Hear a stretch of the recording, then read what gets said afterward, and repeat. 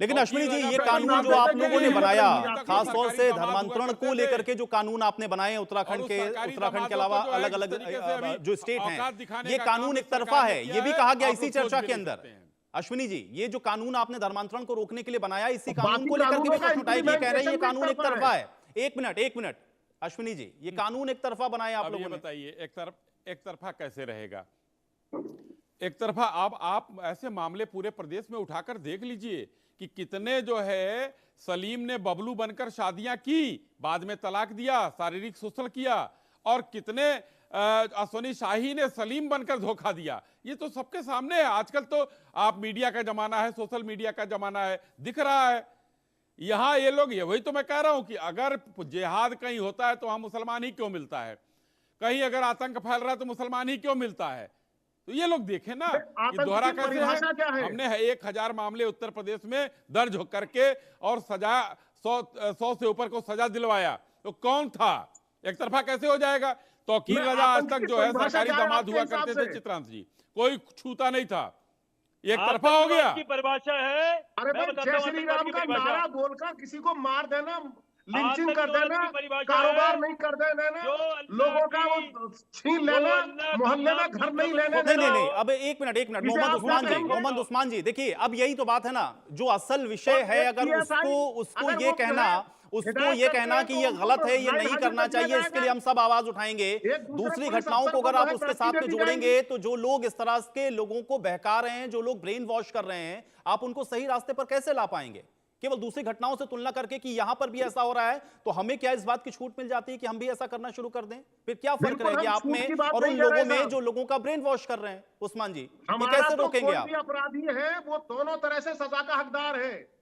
तो ये भारतीय कहना पड़ेगा संविधान ना के मोहम्मद हिसाब उस्मान से जी, भी ये कहना पड़ेगा सजा ना कि का कम से कम हकदार ये है इस्लाम नहीं और कहता। इस्लाम के और हिसाब अगर से भी आप सजा लोग का जब हकदार टीवी है। डिबेट में या फिर अलग अलग जगहों पर आप लोग ये बात कहते हैं कि भाई ये इस्लाम इसकी बिल्कुल इजाजत नहीं अलग देता, अलग यही कहा जाता लव है जिहाद जैसी कोई चीज और इस्लाम हर इसकी मस्जिद में इजाजत यही नहीं तकरीर देता, होती है तो फिर ये कि आप जो कुछ ये भी गुनाह जो करेंगे जो उसकी ब्रेन सजा वॉश हो दुनिया रहा में भी है, ये झेलेंगे कैसे और हो जा आखिरत रहा है में ना? भी मैं झेलेंगे। इसीलिए तो आपसे पूछ रहा हूं कि फिर या तो आप लोग सही जगह पर आवाज उठा नहीं पा रहे हैं, या आपकी आवाज उन युवाओं तक पहुंच नहीं रही, या वो आपके इस्लाम को समझना नहीं चाह रहे। भाई कहीं तो खामी होगी ना मोहम्मद उस्मान जी, जी जी, कैसे देखिए दुरुस्त होगा? ऐसा है, तमाम जगहों पर सिवाय हिदायत के और कुछ नहीं किया जाता और यही समझाने की कोशिश की जाती है कि क्या अच्छा है और क्या बुरा है।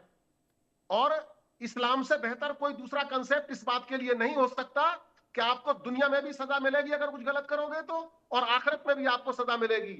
और दुनिया की सजा तो खत्म हो भी जाएगी आपकी मौत पर, लेकिन बातें आखिरत हूरें वहीं में मिलती नहीं जो हैं ठीक ना। है, जिंदगी लेकिन आप हमेशा जो की बात है कह रहे हैं ना वो बड़ी हाँ, तो कॉन्ट्राडिक्टरी बातें है, हूरें भी वहीं मिलती क्योंकि हैं। आप तो ये बात टीवी डिबेट में कह रहे हैं, लेकिन ये चीज उस तरह से अगर ग्राउंड पर हो तो मुझे यही लग रहा है कि चीज हम लोगों को इस तरह की हर चर्चा की जरूरत मदरसे ही में ना हर पड़े, जगह लेकिन कही ये हो जाती नहीं है। रहा ना। आप जो असल लेकिन मैं इस्लाम है, बताऊं जो सही आपको, इस्लाम है, या तो आप उसकी व्याख्या सही तरीके से सही जगह पर नहीं कर पा रहे हैं, या लोग आपकी बात को समझना नहीं चाहते। आचार्य इसका अरुण फर्क कृष्ण जी, सिर्फ इतना भर है। आचार्य अरुण कृष्ण जी, ठीक है, देखिए आचार्य मैं अरुण किसी कृष्ण के जी, बीच में नहीं बोल रहा, मुझे बोलने दीजिए, आयुष जी, मेरा समय 72 दीजिए। हूरें भी वहीं एक दिख मिनट, रहे हैं आचार्य लोगों अरुण को। कृष्ण जी, अरुण कृष्ण जी। देखिए जी, ऐसा है आयुष जी, आप भी सनातन हिंदू धर्म में जन्म लिया आपने भी, आपको भी ना विमुखता से, निडरता से इस विषय को उठाना चाहिए। कोई अच्छा बुरा मुसलमान, कोई सही गलत इस्लाम नहीं होता, ये सारे एक हैं, ये इनका पूरा एक इकोसिस्टम है। एक आतंकवाद करेगा, मुल्ला उसको मस्जिद में, एक बात बताइए, आज तक का एक रिकॉर्ड बताइए जहां पर मस्जिद से, मंदिर के अंदर से कोई हनुमान चालीसा कोई पूजा हुई हो और वहां से पत्थर लेके निकला हो कोई मंदिर में से, कभी मंदिर के अंदर आपको एक कंकड़ नहीं मिलेगा। लेकिन दुनिया गवाए, पूरी दुनिया, ये मस्जिदों से पत्थर निकलते हैं क्योंकि इनका मुल्ला ये सिखाता है इनको पत्थर मारो। गलत, और ये मदनी नाम का जो बिल्कुल गलत। जिहादी है, ये लोगों को हम सिखाता है आपको दीन की अनगिनत दावत। वीडियो दिखा देंगे, अनगिनत वीडियो, एक मंदिर आपके दुनिया में ऐसा अनगिनत नहीं वीडियो है दिखाएंगे हम। जहां से पत्थर मारा जाता है। और मैं आपकी बताता हूँ कोई इसका सोर्स यात्रा क्या ऐसी है, नहीं है। मैं बताता हूँ सोर्स आपका क्या है। देखिए मैं आपका किसी के कोई भी बीच में नहीं जत्था बोल रहा था आयुष जी, अब ये मेरे बीच में जो बोल रहे गंगा ठीक है, हैं। जल लेने एक के मिनट, लिए एक जाता, मिनट, मुझे अपनी कोई बात उस्मान करने जी, दीजिए, अब समझिए। उस्मान जी एक मिनट भाई, तो उनकी बात आने लोगों दीजिए, पर आचार्य मेरी बात अरुण सुनिए, कृष्ण जी की बात मैं आने जैसे ही दीजिए, बोल रहा हूँ पीछे आचार्य बोल जी की रहे बात हैं, आने दीजिए, उन्होंने बड़े धैर्यपूर्वक आपको सुना है। अभी एक मिनट उनकी बात आ जाए, सबकी फिर बात मैं आता सुन हूं लो, आपके जैसे ही पास, बोलता हूँ अपनी बीच में बात मत रखिएगा करते अपने समय में भी। आचार्य जी, आचार्य जी।